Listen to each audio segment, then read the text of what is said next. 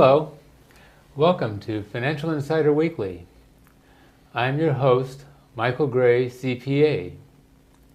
My guest today is Phil Price. Phil is an enrolled agent. He's licensed to represent clients before the Internal Revenue Service, but more importantly to me, Phil is a pension consultant. He has his own company called the Price Company. He's had his own company for about 9 years, and he's been in the pension business for 21 years. So welcome, Phil. Hi. Thanks for being with Sure. me here today. So Phil and I are going to talk today about retirement plans for closely held businesses. And I guess also I want to remind you folks that this is kind of a big area. There's a lot of details as far as what we're talking about, but we're going to hit some highlights so that you have some ideas and understand some basics related to this, and then go from there to talk to pension consultant, tax consultant. So with that, Phil, I'm going to go ahead and get started with our first question. Okay. So why is retirement planning important for the owner or owners of a closely held business? Well, there's a few different reasons why it's important to a business. One of them would be to offer a complete benefits package, beyond just health insurance and other types of things. That way you're competitive in the marketplace as far as getting good employees. A lot of companies today, when you ever see an ad or whatever, it says, right, benefits offered, 401k plan, that type of thing is listed there. Another reason is that the monies that are put into a qualified retirement plan are tax deductible, both for the employer and, if allowed, for the employees to put in. They're also able to take a tax deduction for that. Yeah. The money also that's invested is able to accumulate tax deferred. You don't have to pay taxes on it as it goes along. You get the full advantage of the income that's generated inside the fund. And also, it's something that, as an owner, you can, in different types of plans, put away a substantial amount of money instead of having to pay taxes on it and right, out of your profits, and you benefit from it. Okay. So I guess that's one thing to highlight. The last point that you made is that there is a potential for the business owner to put some substantial amounts aside for themselves. And so there are ways that you can focus on the business owner as far as being able to put higher amounts, I guess we should say. Yeah, there's a variety of different plans that you can use. Yeah. So let's talk for a few minutes about the different types of plans. What are the basic types of retirement plans? Well, I guess the most basic, and that's more on an individual level, is what everybody's heard of, an IRA, individual retirement account. Pretty much anybody out there that has some income can go set up an IRA and put up to $5,000 in, and if they're 50 and over, they can put an extra $1,000 in. That's on an individual basis. Anybody can sign it up. You don't have to have it signed up at a business. The next, I guess, more complicated one would be what's called a SEP IRA, a Simplified Employee Plan.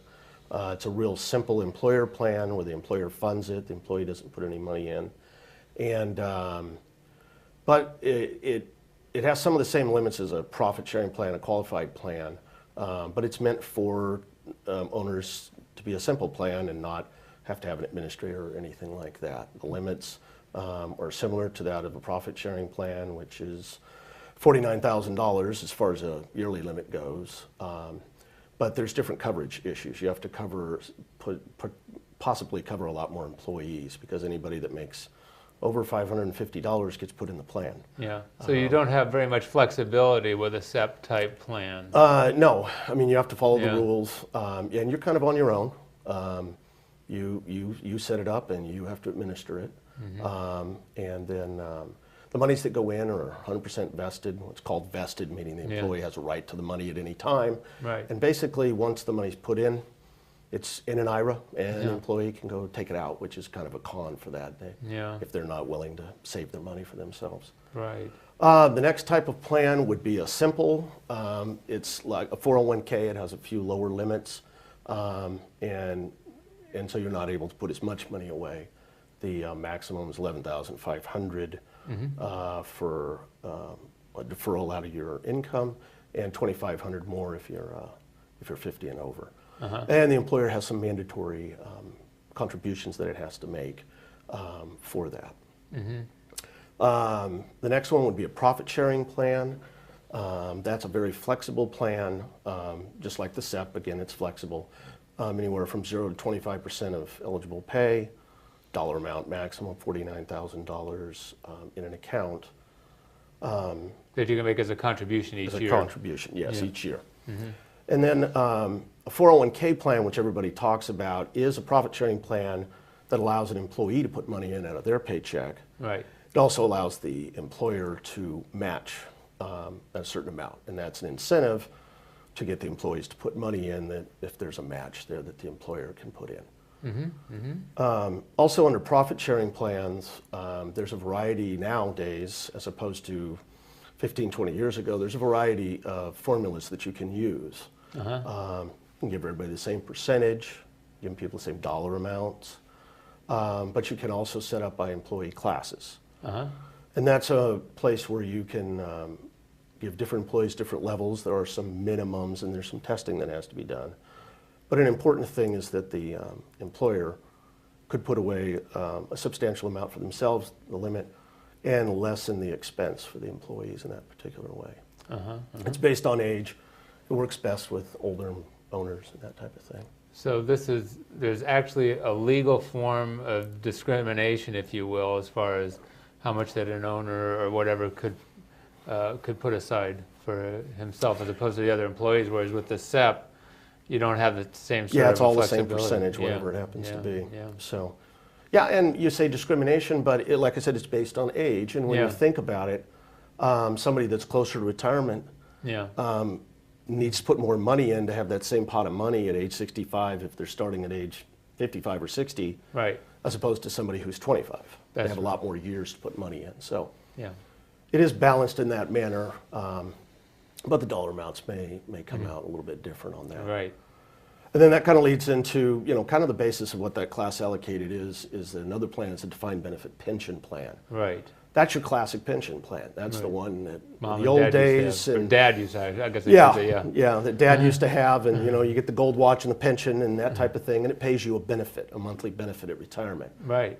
It is mandatory, so that is something that has to be considered if you're in a business that changes up and down as far as your profit availability to make a contribution.